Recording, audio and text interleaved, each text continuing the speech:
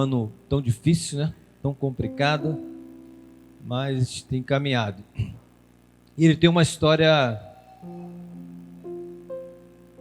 em que Deus deu, entre as muitas experiências que ele já tinha, um momento que ele vai compartilhar, né, algo do livro dele, ainda que esteja morto, viverá. Ele compartilhou um pouquinho conosco ali no gabinete. Ele morreu e Deus voltou, trouxe ele à vida, né, e muitas coisas na sua mente, né, na sua vida, ele pôde, não digo nem mudar, mas melhorar para muito, né, bispo? E ele vai compartilhar conosco, tá com o seu sobrinho ali, Daniel, né? Daniel tá ali também, fazendo a parte aí da mídia. E eu sei que Deus vai usar ele de uma forma poderosa. A gente se sente muito feliz e honrado da sua presença aqui, pelo pouco que a gente conversamos, ver esse coraçãozão que tem, né? Restaurado por Deus. Esse aí é o primogênito, Renan.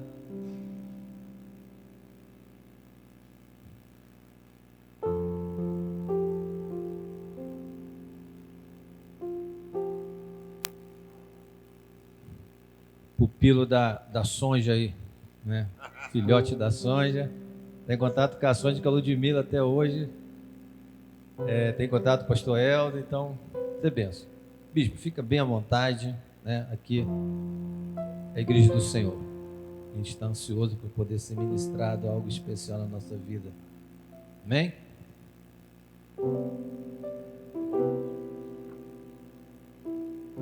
Queridos, que alegria de estar com vocês e servir o corpo de Cristo. Porque a gente precisa ter consciência que quando a gente é convidado, a gente vai servir. A gente não é nada além do que um conservo junto com vocês, que somos servos de Deus. Então não há privilégios aqui, apenas experiências que a gente tem e que vai repartir com o povo de Deus. Eu quero dizer que hoje a culpada de eu estar aqui é a pastora Cláudia, viu? A pastora Cláudia pegou meu cartão lá rapidinho, foi rápida no gatilho e me trouxe aqui. Eu confesso que a gente sai aos domingos com muita dificuldade, porque eu pastoreio, presido um trabalho. Então, você deixar seu rebanho, você se deslocar, tem que ser assim, uma finalidade muito importante, né? É isso, apóstolo? A gente deixar nosso rebanho para servir em outro lugar tem que ser algo importante. Eu considerei importante estar aqui com vocês. Conhecer o apóstolo André foi satisfatório porque a gente amplia o relacionamento. Eu gosto de relacionamentos, de ampliar o meu hall de amigos. E hoje estou ampliando o meu hall de amigos. E o Renan, cadê o Renan? Está por aí? O Renan, que algumas vezes esteve lá em Petrópolis, no Louvor Profético. O Louvor Profético começou em 1990, ou seja, há praticamente 30 anos atrás. E fez história, fez assim, história no Rio de Janeiro, no Brasil. Nós não tínhamos dimensão do que Deus ia fazer a partir do momento que a gente resolveu se reunir no Teatro Bennett, no Flamengo, no primeiro ano com Azaf Borba e mais um preletor, e depois veio Ademar de Campos e outros, e aí ficou pequeno lá, tivemos que ir para Petrópolis, um teatro maior. Começamos a trazer ministérios internacionais de outros países, grandes nomes da música cristã internacional e também nacional. E os congressistas eram muitos, de diversas denominações, diversas igrejas. E era interessante que vinham caravanas de outros estados. Caravanas de outros estados, não só do Rio de Janeiro. e tornou-se um encontro nacional de louvor e adoração. Ali iam pastores levando seus músicos, que era um seminário para músicos, e um dos músicos que foi levado ali para sentar e aprender no louvor profético foi um rapaz chamado Fernandinho, hoje conhecido como cantor Fernandinho, Fernandinho de Campos. Qual o Renan? Se sentava lá para ouvir, ser ministrado, e um dia Deus sapecou Fernandinho. Ele caiu, chorou, foi orado, ministrado. A partir daquele dia, a vida dele mudou e ele passou a ser um ministro de louvor. E não só um cantor, não só apenas um músico de igreja, cheio de problemas, cheio de carrapicho, né? Mas um músico transformado, mudado. O eu caiu por terra. E é isso que nós precisamos, né? Entender que não vive mais eu, mas Cristo vive em mim. Esse deveria ser o tema de todo cantor, de todo adorador, de todo músico. Não vivo mais eu, mas Cristo vive em mim. Porque Cristo é a razão, Cristo é o centro, Cristo é o alvo do nosso ministério. Vocês estão aqui não porque vocês são bons, não tirando o mérito técnico de cada um, mas vocês estão aqui porque vocês foram chamados para servir o reino, servir a igreja, servir a Deus, servir a seu líder. Alguém pode dizer amém? Servir ao seu líder. Alguém pode dizer? Mas como servir ao meu líder? Irmãos, o ministério de louvor é um ministério também de apoio ao pastorado, à liderança. E se você não entender isso, você vai querer ter a sua agenda pessoal, você vai querer ter o ministério próprio, você vai ser um músico independente no sentido de anonimato, por aí andar para lá, para cá, ter a sua agendinha própria, e a igreja vai ficar por último. Não, não é assim. Todos os músicos, todos os adoradores do Senhor têm que estar aliançados, têm que estar debaixo de autoridade espiritual. Eu li um livro nos anos 80 de um autor chamado Watchmani. Alguém já ouviu falar? Ele, escrevendo o livro Autoridade Espiritual, uma frase marcou a minha vida e nunca mais eu esqueci. Por isso que é bom a gente ler, né? Ler livros faz bem a gente, viu? E nesse livro dizia assim: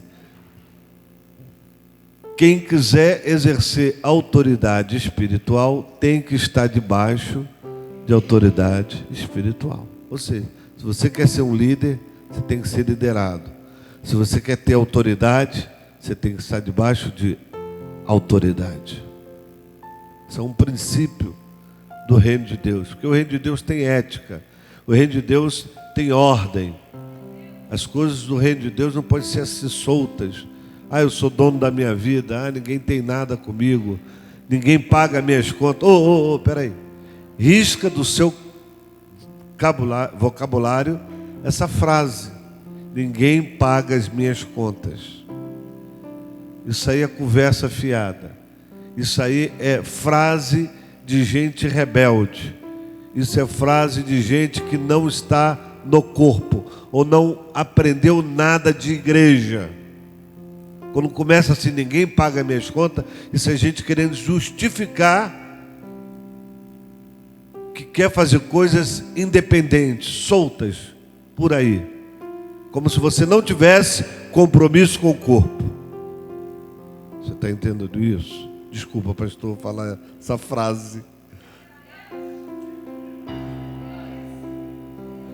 Entendendo isso no sentido de que você está vinculado.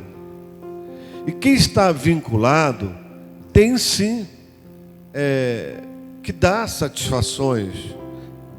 Você não pode dizer, ninguém tem nada com a minha vida e pertencer à igreja. Peraí, que igreja é essa? Que você diz, ninguém tem nada com a minha vida. Se você for lá fora, falar palavrões, fornicar, adulterar, como é que ninguém tem nada com a sua vida? Isso vai trazer influência aqui dentro. Isso vai trazer problemas para a tua liderança. Que igreja é essa que todo mundo pode fazer qualquer coisa? Então diga assim: a igreja tem tudo a ver com a minha vida. Você é corpo, cara. Você faz parte do corpo. Eu não posso dizer, irmão, você é isolado aqui. Faz o que tu quiser. O que ela fizer vai refletir aqui. Vai refletir no corpo. Então, seja bênção. Seja abençoado. Ontem eu gravei um pequeno vídeo com o Daniel, meu sobrinho, Daniel Barbosa, acertei? É porque eu quero que ele se chame Daniel Teixeira. Mas Barbosa é da parte da mãe dele. E Teixeira é do meu lado aqui. Aí eu gravei um vídeo ontem com ele, eu estava falando numa das mensagens que um dos atributos de Deus é ser bom, bondoso.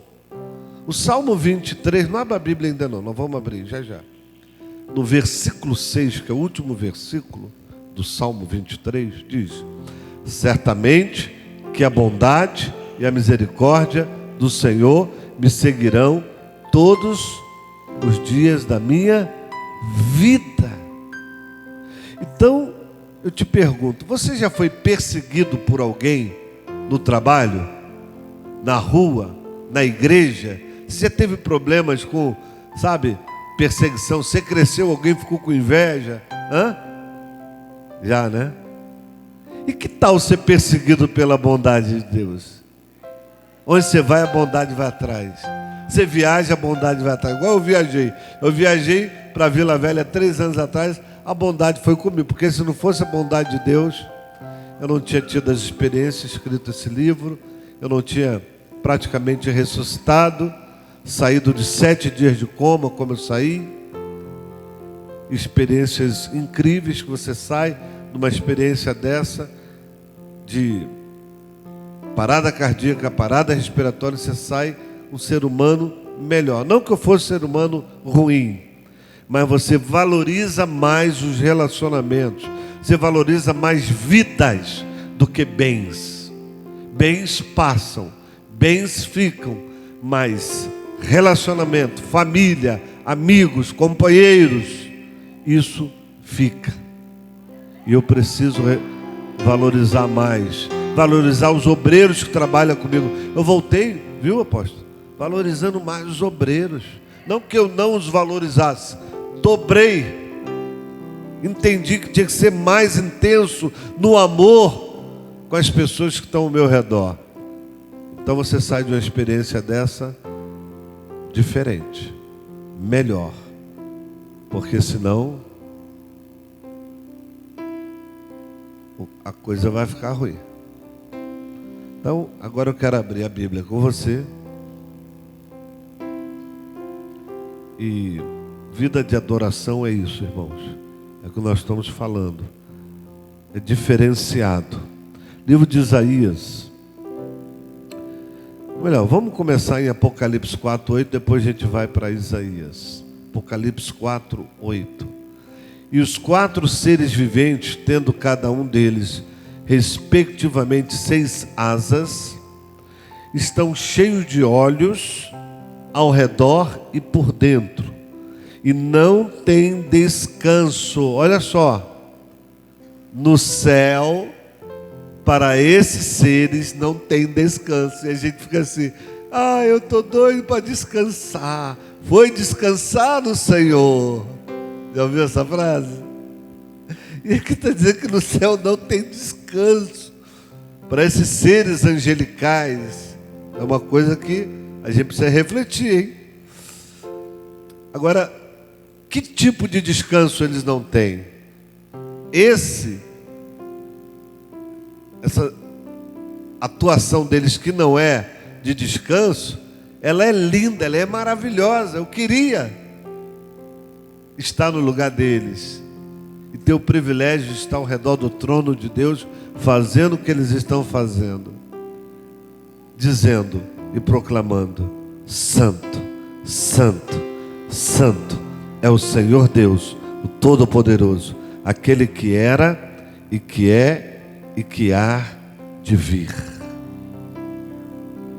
Aqui está falando dos querubins ou dos serafins. Eles confundem os dois nomes. Alguns teólogos chegam a dizer que serafins e querubins são a mesma coisa, mas deixa isso para a teologia explicar. O que me importa é a presença desses seres angelicais e como funcionava o ministério deles. Isaías 6, 2 e 3. Verificamos que no profeta Isaías, esses seres ardentes, está escrito lá, Isaías 6, verso 2, verso 3. Cada um tinha 6 asas. Quantas asas?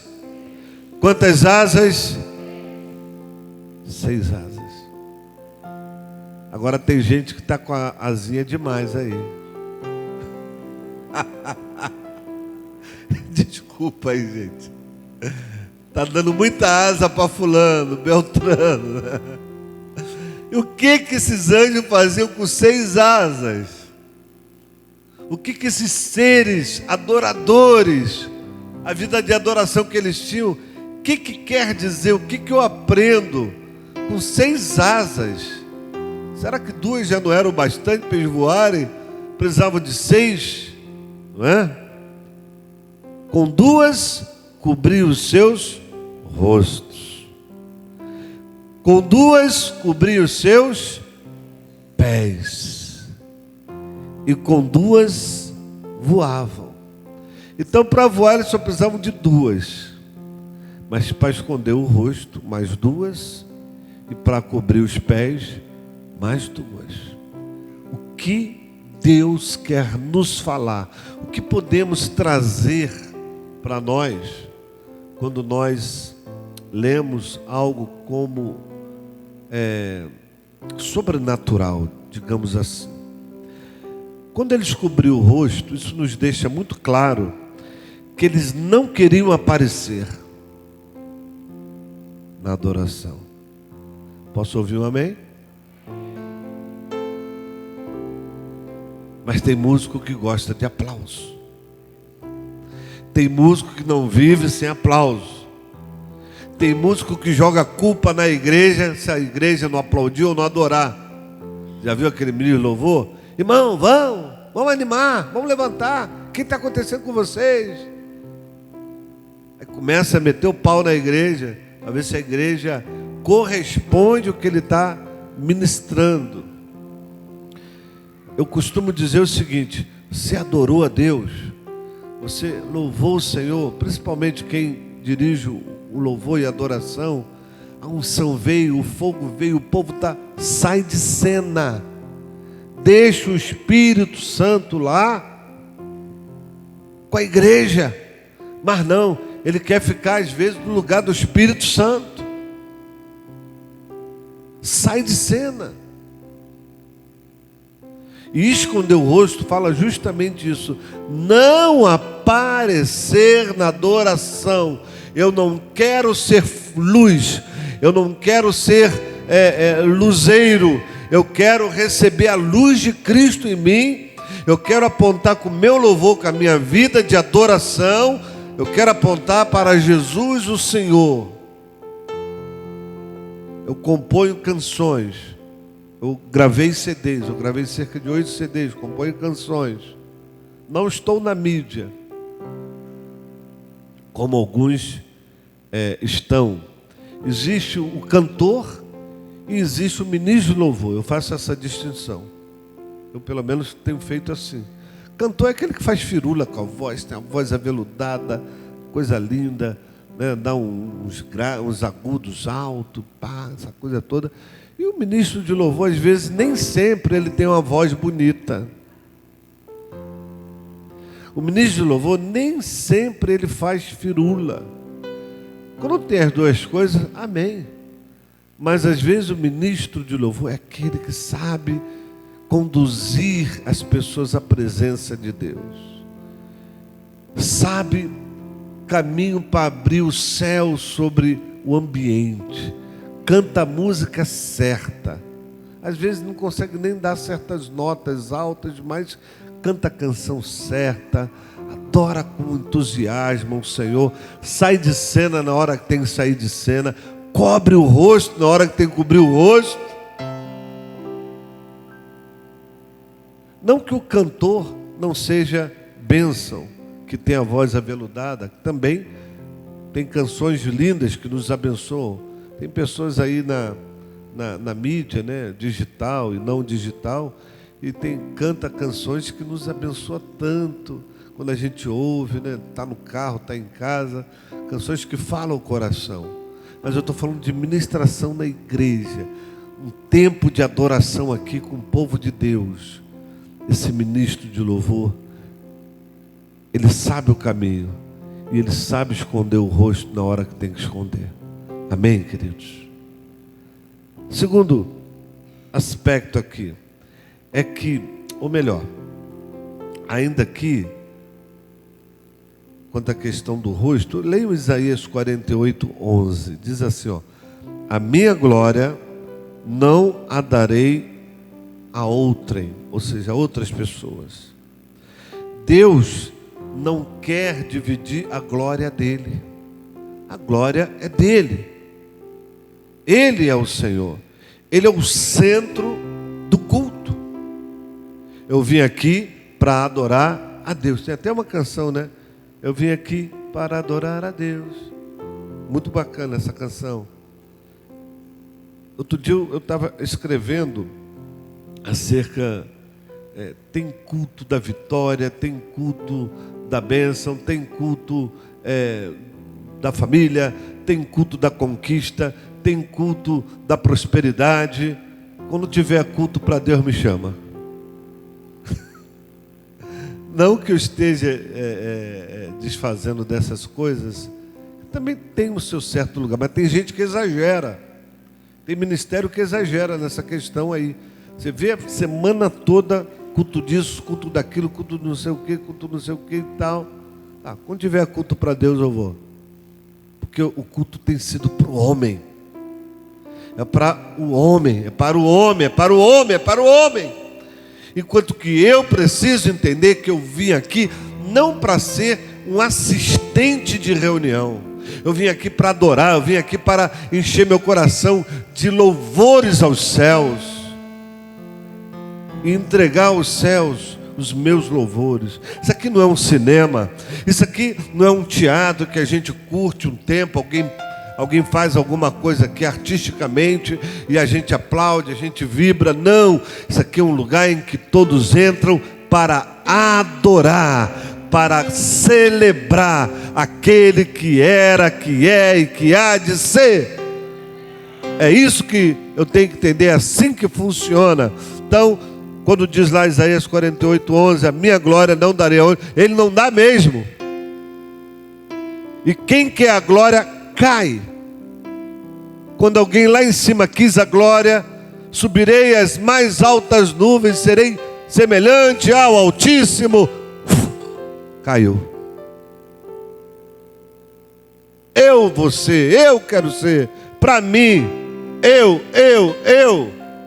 Eu comecei essa mensagem dizendo: não vivo mais eu, mas Cristo vive em mim. Cristo vive em mim. E se Ele vive em mim, é Ele. Ele é o Senhor. Gálatas 6:14. Gálatas 6:14. Mas longe de mim gloriar-me a não ser na cruz de nosso Senhor Jesus Cristo, pelo qual o mundo está crucificado para mim, e eu, diga, eu para o mundo. O eu está crucificado para o mundo. Por isso que eu gosto daquela canção: Cristo vive em mim, aleluia. Cristo vive em mim, aleluia.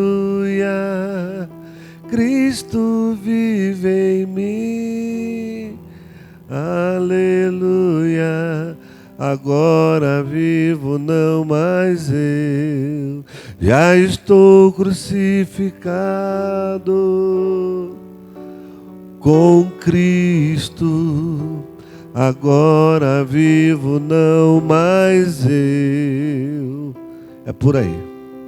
Agora vivo não mais eu, já estou crucificado. Quando eu estou crucificado, é renúncia, é vida de entrega, é vida de sacrifício no altar. Glória a Deus. Eu anotei uma coisa aqui interessante. Se é verdade que cada um pode adorar a Deus do seu jeito, por que Nadab e Abiú morreram oferecendo fogo estranho, adoração estranha? Olha só. Por quê? Tem gente que diz: vou adorar do meu jeito. Mas existe jeito, existe condições para adorar, desde que não seja adoração estranha ou fogo estranho. Compreende isso? Só o que vale é a intenção do coração. Essa frase é muito usada aí. Cuidado. Então por que Uzá morreu ao tocar na arca? A intenção era boa. Só o que vale é a intenção do coração? Uzá tocou na arca e morreu. Bem intencionado para a arca não cair. Então não adianta estar bem intencionado. Existem princípios. Outra, se o que vale é fazer a obra de Deus da maneira que quiser, faça a obra de Deus da maneira que quiser. Será que é assim? Então por que Saul foi reprovado quando ofereceu sacrifícios na demora de Samuel em chegar? O que vale é fazer a obra de Deus. Tem que ser feito. Opa, e os princípios? Era para Saul fazer? Tinha que ser ele? E por último, se Deus recebe qualquer tipo de adoração, então por que Deus recebeu a adoração de Abel e rejeitou a de Caim? Então Deus não recebe qualquer tipo de adoração. Tem atitudes que parecem corretas, mas Deus estabeleceu princípios. Deus estabeleceu princípios que não podem ser mudados. Ainda que eu e você queira mudar, está estabelecido por Deus. E é como se eu falasse para você: existem orientações. Regra um pouco assim mais pesado, né? Coisa de regra. Não. Orientações, princípios, valores que eu não posso jogar fora. Eu conheci um músico, e num dos meus livros eu falo até essa experiência. Foi um dos meus primeiros livros, Nos Bastidores do Louvor. Já esgotou esse livro? Esse músico, ele vinha aqui para o altar, tinha um carisma, uma performance tremenda. Acabava a ministração, dia de ceia, esse rapaz depois saía com a moça da igreja e ia para o motel. Mas era carismático. Será que é o tipo de adoração que Deus quer? Existe um tripé do louvor, anota aí. Anote aí.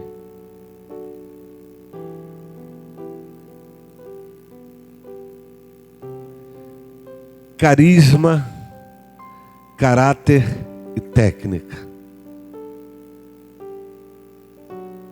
Eu não posso dizer: Deus só quer o carisma. Não. Vai aprender música, irmão. Vai estudar. Você quer tocar e só sabe dó, ré, mi, fá, sol, lá, si, dó de lá, dó de cá. Espera aí, rapaz, você é músico, vai estudar música. Não, você vai ficar aqui. Nos galhos secos de uma árvore qualquer. Quantas notas? Acho que é 3 notas, né? E o tempo passa. Nos galhos, os galhos vão... Já está seco, já quebrou o galho. E o cara não aprende, não junta com quem sabe. Então, o tripé do louvor, eu entendo que é importante carisma, caráter e técnica. Um músico que tem esses três importantes coisas, ele é carismático, ele tem a vida de caráter com Deus e com as pessoas. Porque Davi era assim, Davi tinha caráter. Trazei, quem é Davi? É filho de Jessé, o belemita, sabe tocar, animoso, guerreiro, valente, sisudo em palavras. Davi era um homem de caráter. Teve um momento que ele escorregou e pagou um preço por isso. Mas em toda a sua vida a gente vê alguém que a Bíblia diz que é segundo o coração de Deus. E eu não estou falando que quem é segundo o coração de Deus não pode errar em nenhum momento. Até quem tem caráter em algum momento pode falhar. Mas eu digo assim, uma vida, uma constância, o meu andar, o meu caminhar, é que Paulo diz, sabei de quem tem aprendido. Paulo tinha autoridade para dizer isso, que vocês saibam de quem vocês estão aprendendo.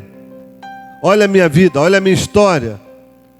Vocês estão no lugar certo, vocês estão numa igreja certa, tem um casal, tem uma liderança, tem um pastor que tem um histórico de vida, uma constância de vida. Então eu preciso valorizar essas coisas. Então, segundo aspecto aqui, para a gente avançar, esses seres angelicais, eles tinham mais 2 asas e com as suas asas cobriam os seus pés. Os pés falam de caminhos. E nesta atitude dos seres ardentes, compreendemos como mensagem que os nossos passos devem ser na direção que o Senhor quer. Cobrir os pés significa você saber o caminho que você vai andar. Não são os seus caminhos, são caminhos de Deus. A Bíblia diz que os caminhos de Deus são perfeitos. Mas há caminho que ao homem parece bom, só parece. Cuidado. Olha, amado, tem uma dúvida, procura a sua liderança. Pastor, o que o senhor acha? Eu estou querendo fazer isso, estou querendo entrar nesse caminho aqui. Enfim, o pastor vai te ajudar, ele conhece você como ovelha. Ele vai te dar orientações que serão bênção na tua vida. Provérbios 14:12 diz assim: há caminho que ao homem parece direito, mas o fim dele são os caminhos da morte. Parece que é. Às vezes você é chamado para situações que vão corromper sua vida de caráter e santidade. Então não vai. Tem dúvida? Não vai. A Bíblia diz assim, ó: a paz de Cristo seja árbitro em vosso coração.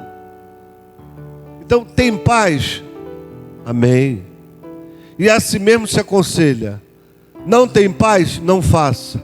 Porque o árbitro em vosso coração, Jesus está dizendo, aquele que decide, o árbitro, o juiz de uma partida, ele está ali para decidir o certo ou não, foi gol ou não foi gol, apesar de que agora tem o VAR, né? Mas a paz de Cristo é o árbitro em vosso coração. Então está havendo paz, meu irmão, isso é um bom sinal. Para você, não precisa um anjo do céu aparecer para mostrar, para revelar. Se você quiser confirmação, amém. Não sou contra isso. Gideão fez isso, né? Pediu confirmação a Deus. Mas a paz já é um sinal de que Deus está provando algo na sua vida. Tem paz com a esposa? Tem paz com a família? Outra coisa aqui, abrir um parênteses, falar para marido e esposa. Não tome atitudes isoladas. Você é casado, você tem uma sócia. Sua mulher é a sua sócia. Quem casa forma uma aliança de sociedade, de vida a dois. Por que eu estou falando isso, irmãos? Porque tem homem que casa e ele acha que eu vou casar, mas a minha esposa não pode saber nada de mim. Meu contra-cheque é só meu, ela não pode saber. Tem que saber sim. Por que não?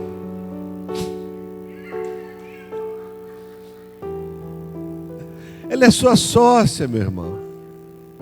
Por que você está escondendo o que tu ganha? A mesma coisa é a esposa. Olha aí, hein?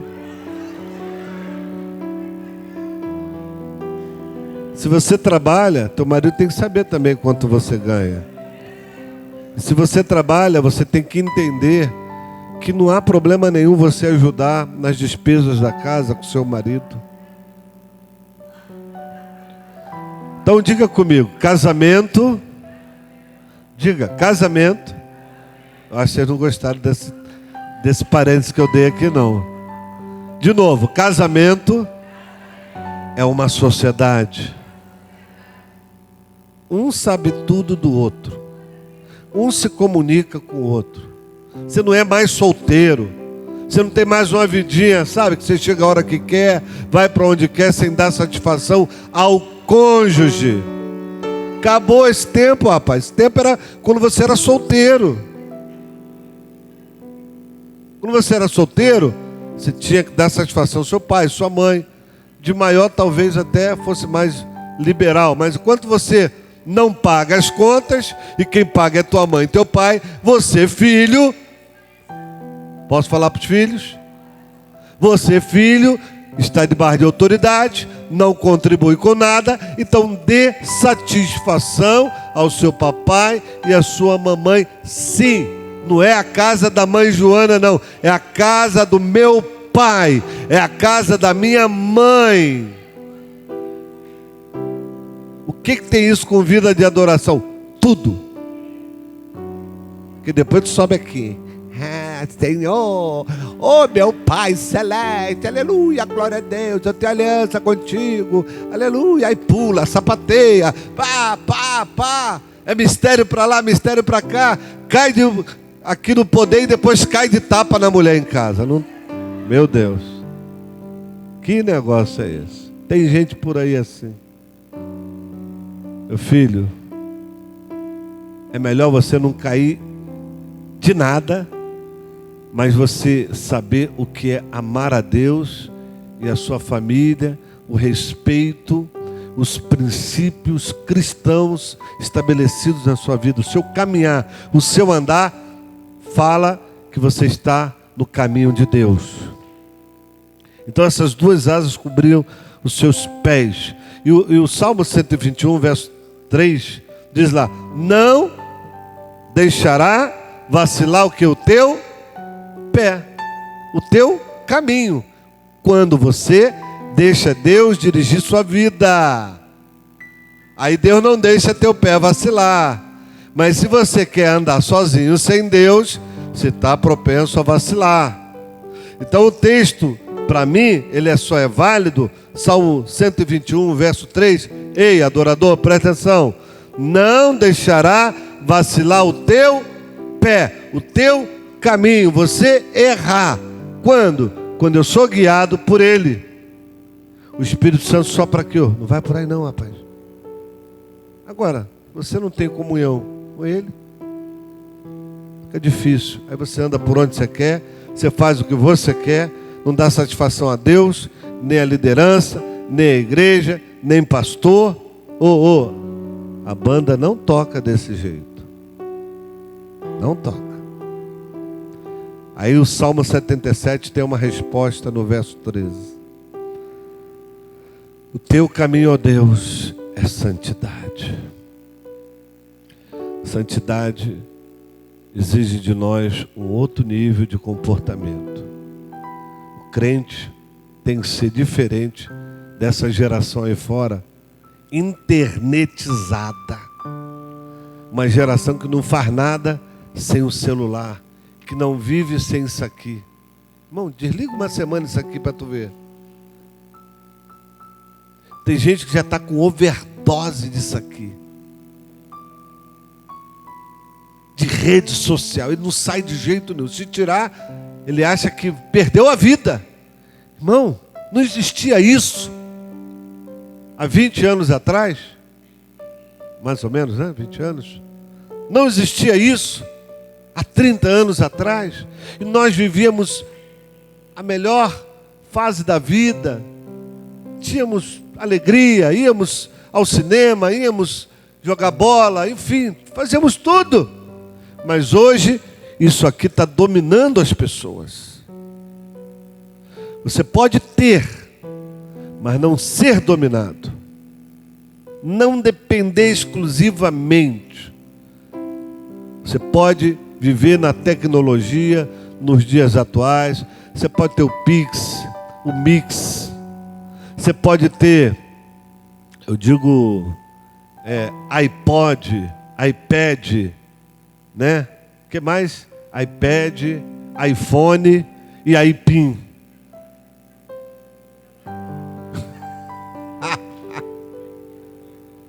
O iPin sempre teve, né?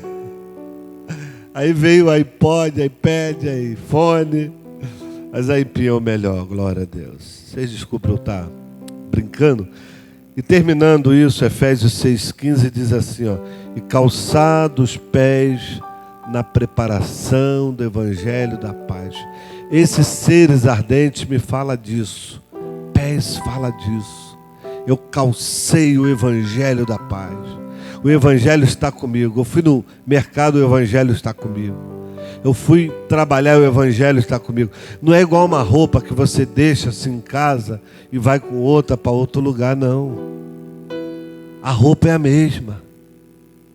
A roupa do Evangelho, ela tem que estar em você em todo lugar. Ela serve para festas, ela serve para futebol, ela serve para estar em família, no churrasco. É a mesma roupa do Evangelho.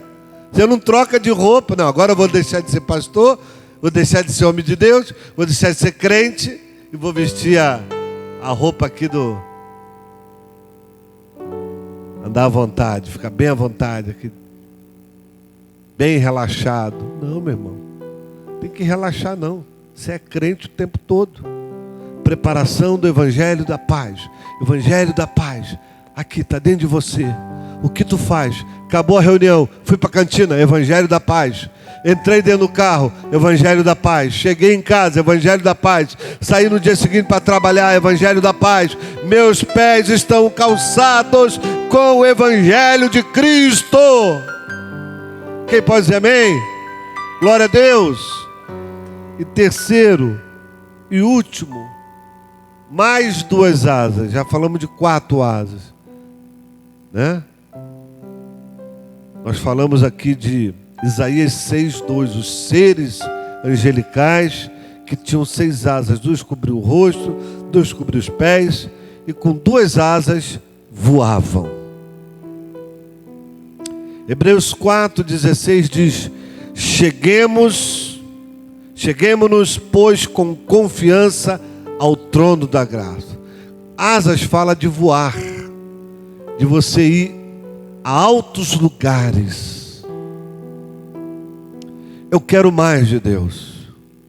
Eu quero andar com Deus. Eu quero ter intimidade com Deus. Isso me fala de voar alto. Eu não quero apenas ser multidão. Mas que isso? Tem uma multidão aqui, o Senhor não quer que eu seja multidão? Eu tenho a minha escolha.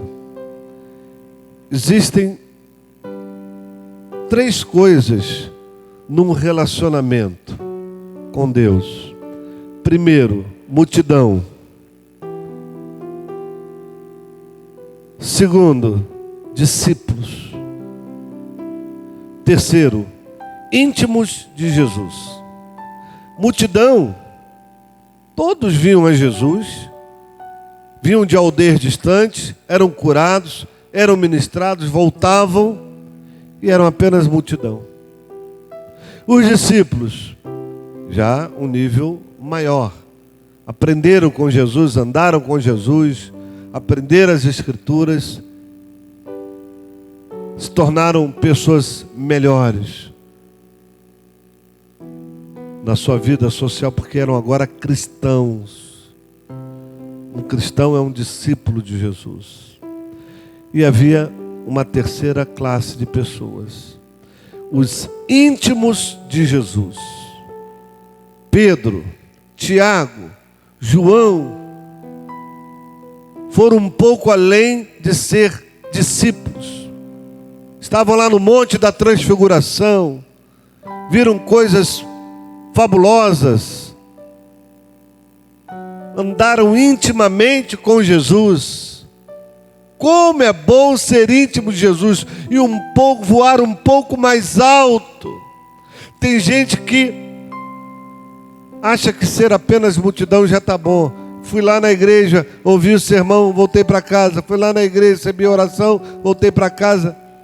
Dê mais um voo, seja discípulo. E não se conforme em ser apenas discípulo, seja íntimo do Senhor.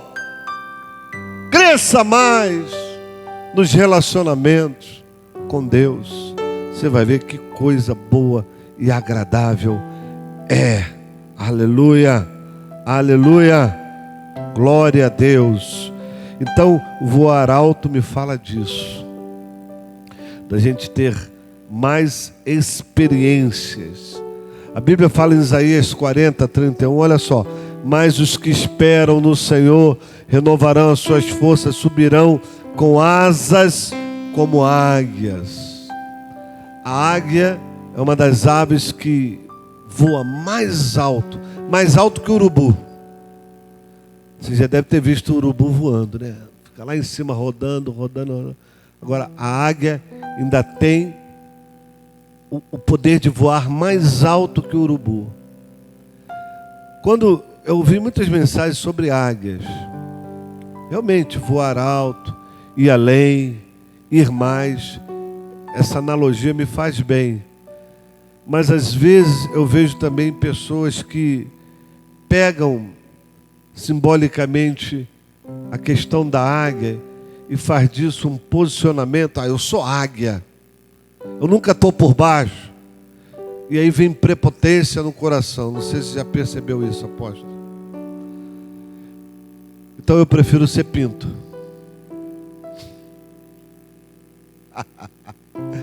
Mas que isso, pastor? Você quer ser pinto? Quero.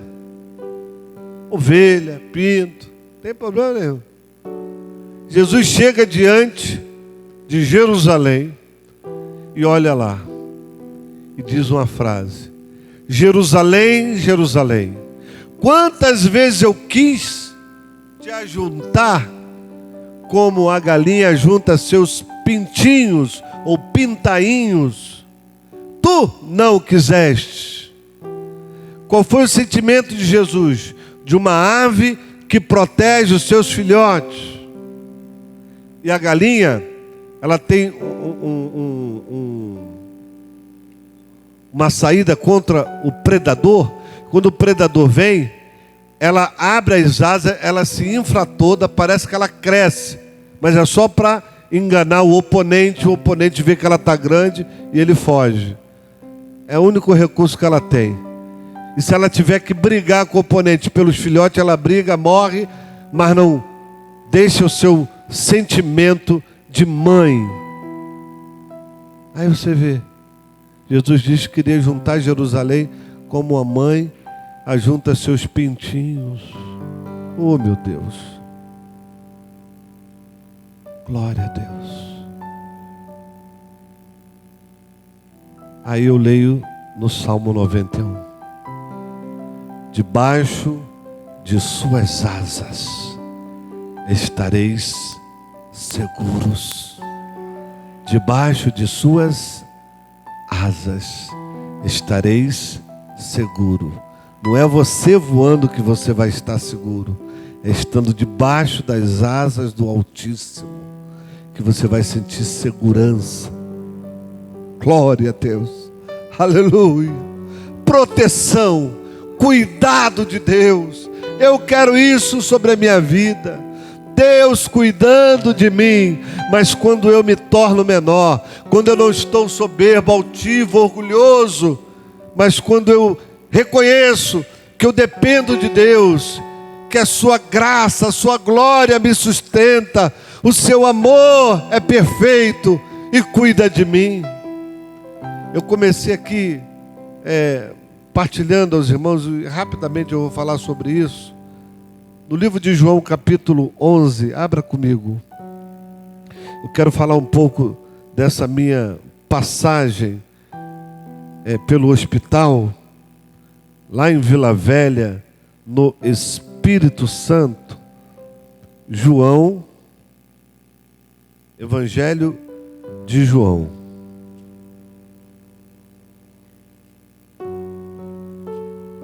Glória a Deus. Capítulo 11, verso 4. E Jesus, ouvindo isso, disse: esta enfermidade não é para a morte, mas para a glória de Deus, para que o Filho de Deus seja glorificado por ela. Propósito da enfermidade: para que o Filho de Deus seja glorificado por ela. Propósito desta enfermidade: Deus ser glorificado. Então calma, está doente? Acalma teu coração. Tem um propósito. Pode ser que nem toda doença seja esse propósito. Tem doença que são tratamentos. Tem doença que é consequência de alguma coisa. Você vê o paralítico de Betesda, no poço de Betesda? Ele está lá. E aí Jesus vai até ele. Ele está no meio da multidão. Senhor, Jesus diz: o que queres que faça? Senhor, não tem ninguém de quando a água é agitada me jogue no poço. Não tem o quê? Ninguém, diga ninguém. Isso fala de relacionamento. O paralítico não tinha relacionamentos com familiares, com amigos, tanto tempo ali e ninguém o jogava na água. Muito bem. A vida dele está parada há 38 anos. Sem relacionamentos, sem festas, sem visitar ninguém, sem ir a festas, sem ir a lugares bonitos, agradáveis, sem ver a natureza. Porque tudo que ele fazia, ele precisava de alguém para levar ele a algum lugar. Já pensou? 38 anos sem diversão, sem viver a vida. Por causa de quê? Jesus vai lá e diz assim, quando encontra ele no templo, depois de curá-lo: olha, você cuidado, para que não te aconteça coisa pior. João 5,5 está lá. Para que não te aconteça coisa pior, não peques mais. Então eu entendo que há 38 anos atrás ele pecou e ficou daquele jeito. Foi na juventude, foi na adolescência, porque agora ele já é um homem de idade. Como o pecado atrasa a vida das pessoas. Enquanto elas não se libertam, enquanto elas não recebem a graça. Mas eu tenho uma boa notícia para você. Quem quer uma boa notícia? Está aqui mesmo em João 5. Ninguém jogava aquele homem na água, mas Jesus foi até ele. A graça foi até ele e ofereceu cura, ofereceu a mão. Jesus é assim. Você pode estar se sentindo sozinho, você pode estar se sentindo desprestigiado, mas Jesus vai até você e te oferece algo de bom. E você tem que aproveitar a oportunidade. Aproveitar o quê? A oportunidade. Então, quando Jesus chegar, aproveita a oportunidade que Ele está te dando. Aí, diferentemente do paralítico Cafarnaum. Cafarnaum é aquele que tinha 4 amigos, que levanta ele sobre o telhado e coloca até Jesus. Jesus o cura. Esse tinha relacionamentos. Esse tinha amigos. Então, amado, aprenda uma coisa. Ter amigos é muito bom. Ser amigo do apóstolo André é melhor ainda. Você não tem dinheiro, mas quando você é amigo dele, você tem dinheiro. Ele te empresta. Ele te abençoa. E se ele não te prestar, pelo menos ele vai orar por você. Então, ter relacionamento, ter amigos, abre portas. Aí voltando para João, essa enfermidade não é para nós, mas para a glória de Deus. Mais uns minutinhos aqui, irmãos. Sejam pacientes. Marta e Maria estão aflitas porque Lázaro morreu. E aí, no verso 20, vamos ler do verso 17 em diante. João 11, 17. Chegando, pois, Jesus achou que havia 4 dias que estava na sepultura. Betânia ficava a 15 estádios de distância, e muitos judeus tinham ido consolar Marta e Maria acerca do seu irmão. Agora, olha o que Deus me mostrou aqui no verso 20. Veja bem, irmãos, leiam a Bíblia. Ouvindo, pois, Marta que Jesus vinha, saiu-lhe ao quê? Ao encontro. Olha para cá. Marta, quando soube que Jesus vinha, saiu ao encontro. Já não é mais a mesma Marta que quando Jesus estava lá com Maria, ela estava varrendo a casa, Maria aos pés de Jesus. Essa Marta agora, quando vê Jesus, já vai para o encontro de Jesus. Ela já entendeu a importância. Até porque ela estava carente. Ela queria uma bênção, a bênção do irmão dela. E nós somos às vezes assim, né? A gente às vezes só procura Jesus quando a gente precisa. Mas isso aqui me fala que ela mudou o comportamento. E eu vi uma outra Marta, Maria. Olha só. Maria, porém, ficou assentada em casa. Jesus está vindo. Maria sabe que ele está vindo, mas Maria nem se levanta. Aquela que ficou aos pés de Jesus está sem forças. Aquela que bebeu, Jesus falou dela. Ela está agora sentada, desanimada. Ela está chorando a morte. Ela está debaixo de um trauma. Tem pessoas assim, quando ficam debaixo de um trauma, elas perdem as forças de buscar a Deus. Busque a Deus, mesmo na dor, como Marta fez. Estava doendo, ela vai ao encontro de Jesus. Eu sei que tu podes curar meu irmão, eu sei que tu podes liberar uma bênção.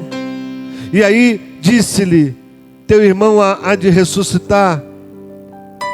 Disse-lhe Marta, eu sei que há de ressuscitar. E Jesus falou, eu sou a ressurreição e a vida. Quem crê em mim, ainda que esteja morto, viverá. Eu fiquei 7 dias em coma. Eu recebi massagens cardíacas e Deus me trouxe de volta. Eu tive experiências profundas no hospital de Cariacica, Meridional. Eu tive revelações de Deus. Eu orei por pessoas. Eu vou contar só uma experiência. Eu, quando saí do CTI, fui para o quarto.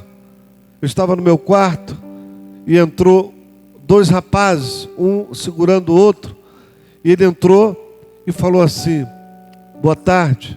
Eu falei, boa tarde, sejam bem-vindos. E eu falei assim, vocês são irmãos, são amigos? Eles, não.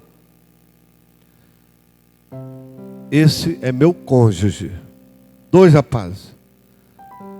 Aí eu, fique à vontade, pode entrar. Então tinha uma cortina que separava os 2 quartos. E eu falei para minha esposa assim, ó.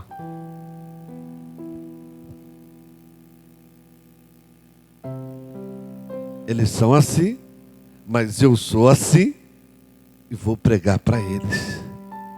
Oportunidade. Esperei eles chegarem, depois fui lá, me apresentei, dei meu testemunho, falei de Cristo para aquele rapaz. Ele fazia assim porque não podia falar. Orei por ele, falei da salvação, falei se ele aceitava tudo que eu falei, que eu orei. Ele fez assim para mim. E aí já era mais tarde, fomos dormir. Chegou de noite, aquele moço operado se levantou para ir ao banheiro, e ele acabou urinando em pé, escorregou na urina, bateu no chão, deu hemorragia interna, levaram ele. Depois de um dia, eu soube que ele teve morte cerebral. Ele morreu. Mas o outro cônjuge encontrou com a minha esposa no elevador e falou: olha, diz lá para o pastor Wilson que o fulano morreu, mas eu quero agradecer porque ele era desviado, virou ateu, não aceitava a oração de ninguém. Ele aceitou a oração do seu Wilson, ele entregou a vida a Jesus. Eu creio que ele foi salvo. Ele morreu, mas foi salvo. E eu sou desviado, eu também vou voltar para Jesus. Eu fiquei, de certa forma, consolado, mesmo com a morte do rapaz, porque 2 vidas entenderam o plano da salvação. Eu estava naquele lugar, com o meu problema, mas abençoando pessoas, orando por pessoas naquele andar do hospital. E Deus fez coisas maravilhosas. Nós contamos nesse livro, que eu vou deixar ali atrás para os irmãos. Deus cuida de mim. Deus cuida de você. Feche seus olhos, abaixe sua cabeça. A equipe de louvor pode vir para cá, enquanto a gente vai orar. A gente vai clamar a Deus. Deus tem falado ao seu coração. Estamos chegando ao apagar das luzes de 2020. Alguns planos não aconteceram e alguns aconteceram. Você não pôde realizar algumas coisas que você gostaria, mas nem tudo está perdido. Vem aí o ano 2021 e você pode lutar, você pode ir além, você pode voar, você pode ir com a bênção de Deus. Creia na palavra, creia no que Deus pode fazer na tua vida. Aleluia, aleluia. Glória a Deus. Eu vou chamar você aqui à frente, porque eu quero orar por você aqui no altar. Fique de pé, irmãos. Enquanto a equipe do louvor ministra uma canção suave, rapidamente aí, irmãos. Cantem uma música suave. Você sai do seu lugar e venha receber uma bênção no altar. Eu fui curado, eu fui abençoado. E eu acredito que eu tenho uma bênção para te dar através da minha oração, da minha posição de mãos para você. Cadê o copo com água? Enquanto a equipe louvor canta, sai do seu lugar, chega aqui perto do púlpito, por favor.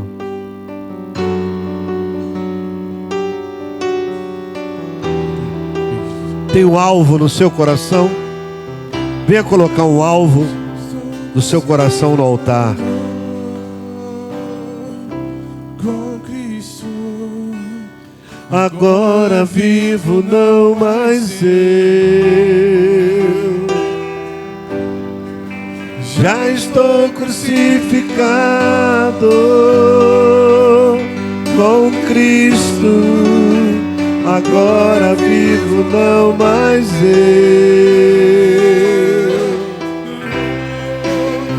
Cristo vive em mim, aleluia. Cristo vive em mim, aleluia.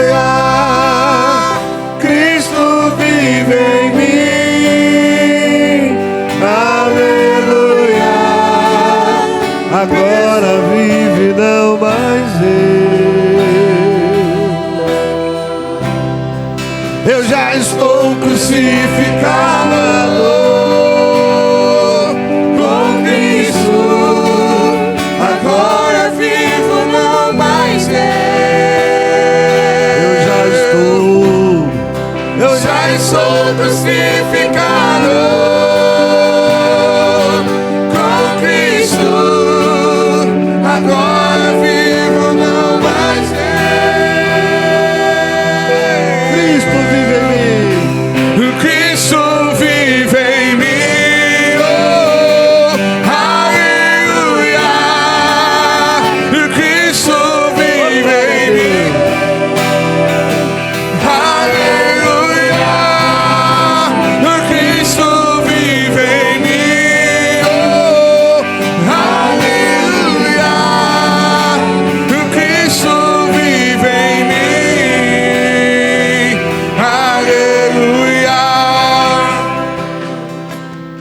mão no seu coração. Pai, em nome de Jesus, meus irmãos vieram à frente, acreditando na tua palavra restauradora, colocando seus corações no altar. Eu te peço uma bênção em nome de Jesus sobre tuas filhas e teus filhos. Tu conheces cada coração, cada necessidade, Deus. Tu te importas conosco, tu te importas com os nossos problemas. Toma a nossa causa, toma a nossa causa. Em nome do Senhor Jesus, eu te abençoo. Como ministro do Evangelho, eu te peço, Senhor, traz uma bênção a cada irmã, a cada irmão que está aqui na frente, acreditando na tua palavra. Senhor, traz o quebrantamento, traz o perdão dos pecados, traz a renovação, aquilo que não foi possível realizar este ano. Torna possível que haja possibilidades, que haja possibilidades. Senhor, honra a fé, honra o ministério desta igreja, honra o chamado. Meu Deus, eu abençoo o ungido desta casa. Senhor, tu já tem dado a ele direção, o Senhor já tem falado ao seu coração. Mas, Pai, eu te peço, honra os compromissos financeiros, que não são poucos, são muitos, mas que o Senhor vai saldar cada um deles. Eu abençoo, Senhor, o líder desta igreja, que a chamada dele seja ampla, que seja, Senhor, ampla, que ele alcance outros patamares espirituais. Senhor, que ele tenha voos altos, mas com humildade diante de Ti, reconhecendo a autoridade que há no nome de Jesus. Meu Pai, toma teu povo que aqui está, traz a graça, traz a bênção, a tua presença. Senhor, em nome de Jesus, os que precisam de saúde, sejam curados. Os que precisam de paz, recebam a paz, o perdão de seus pecados. Senhor, renova, restaura, traz alegria. Ah, Senhor, abençoa o chamado, abençoa, Senhor, o chamado. Prepara para grandes coisas aqueles que o Senhor está levantando, em nome de Jesus, em nome do Senhor Jesus. Recebe, minha irmã. É Cristo que vive em você, é Cristo que está sobre a sua vida, é Cristo que estabelece, é Cristo que honra os frutos do teu ministério. Em nome de Jesus, receba em nome de Jesus. Já estou crucificado com Cristo, agora vivo, não mais eu. Já estou crucificado com Cristo, agora vivo, não mais eu. Oh, Cristo vive em mim, Cristo vive em mim. Levanta as tuas mãos para os céus. Libera a palavra, libera o teu coração, libera teu coração. Aleluia, Cristo vive em mim. Aleluia, Cristo vive em mim. Aleluia. Sem música. Estou crucificado com Cristo, agora vivo, não mais eu. Já estou crucificado com Cristo, agora vivo, não mais eu. Cristo vive em mim. Cristo vive em mim. Cadê o vocal? Aleluia, Cristo vive em mim. Aleluia,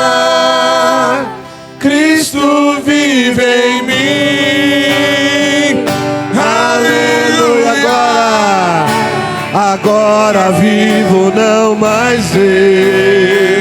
Cristo vive. Cristo vive em mim. Aleluia. Cristo vive em mim. Recebe, recebe, recebe. Chega, Cristo vive em mim.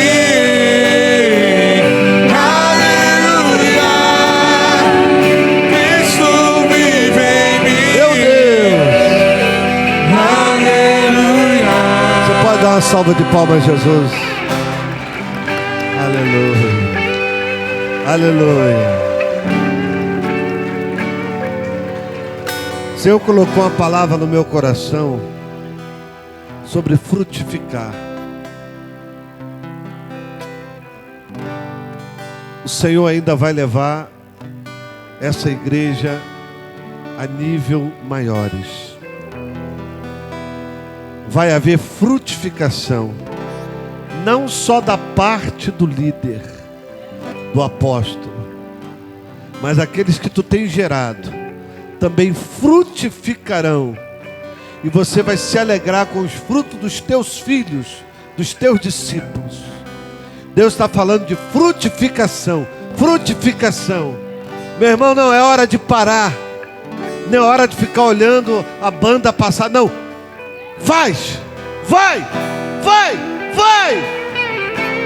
Alamaná. Shekarabá. Bota a mão no arado. Igreja, bota a mão no arado. Shekarabá. Sihadataragalabá. Tetatatatakatarabá. Shekarabá. Oh, Jesus. Deixa eu orar pela tua vida, Carlos.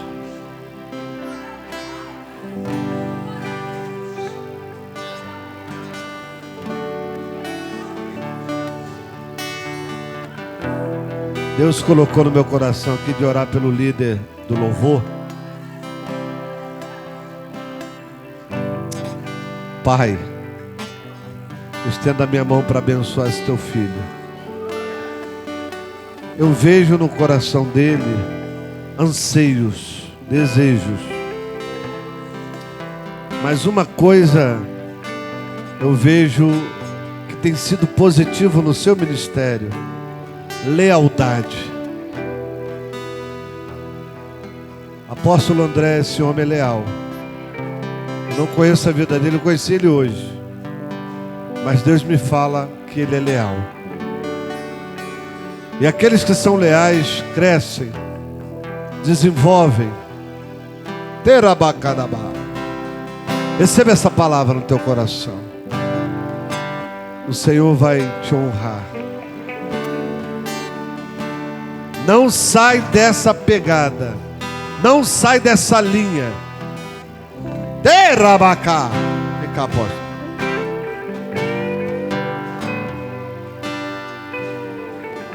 Deus está falando de alinhamento. Rebacharecai. Alinhamento. Ainda que alguém queira destruir esse relacionamento, não deixa. Segura, segura, segura, segura. Alinhamento da palavra, do louvor com a palavra, com a liderança. O Senhor há de honrar e fazer frutificar a obra desse ministério, em nome de Jesus. Aplauda o Senhor, irmãos. Podeis voltar ao seu lugar.